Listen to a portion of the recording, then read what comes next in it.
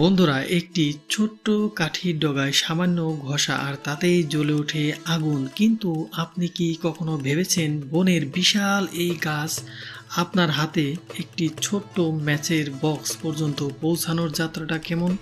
আজ আমরা দেখব কারখানায় কিভাবে তৈরি হয় হাজার হাজার দেশলাই। প্রথম ধাপ শুরু হয় ঠিক কাঠ নির্বাচনের মাধ্যমে। সাধারণত পপলার এবং পাইন গাছ ব্যবহার করে এই দেশলাই তৈরি করা হয়, কারণ এই কাঠগুলো নরম এবং সহজে জ্বলে। বিশাল সবগুলিকে প্রথমে পরিষ্কার করে ভিনিয়ার মেশিনে দেওয়া হয়, যা কাঠকে পাতলা কাগজের মতো শীটে পরিণত করে। এবার এই কাঠের শীটগুলোকে ডাই কাটিং মেশিনে পাঠানো হয়। এই মেশিনগুলো প্রতি সেকেন্ডে শত শত দেশলাইয়ের কাঠি নিখুঁত মাপে কেটে ফেলে। কিন্তু এই কাঠিগুলো এখনো কাঁচা, তাই এদের একটি বড় ড্রায়ারে শুকানো হয় যাতে কোনো আর্দ্রতা না থাকে। সবচেয়ে গুরুত্বপূর্ণ অংশ হলো এই কেমিক্যাল টিপ।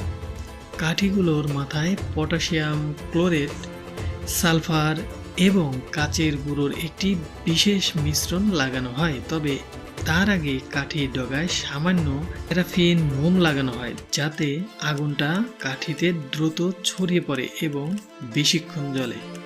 একই সময়ে কারখানায় অন্য প্রান্তে তৈরি হয় দেশলাইয়ের বক্স। বক্সের গায়ে থাকে খসখসে অংশটিতে থাকা লাল ফসফরাস। যখন আমরা কাঠিটি এখানে ঘষি, তখন সংঘর্ষের তাপে ফসফরাসের আগুনে স্ফুলিঙ্গ তৈরি করে। অবশেষে রোবোটিক হাতে নিখুঁতভাবে গুনে গুনে কাঠির গুলো বক্সে ভরে ফেলে।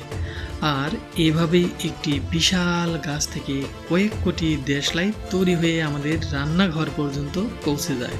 তো বন্ধুরা, কেমন লাগলো এই ভিডিওটি? যদি ভিডিওটি ভালো লেগে থাকে তাহলে অবশ্যই একটি লাইক তো হবেই নাকি? সবাই ভালো থাকবেন, সুস্থ থাকবেন, আর দয়া করে চ্যানেলটি সাবস্ক্রাইব করবেন।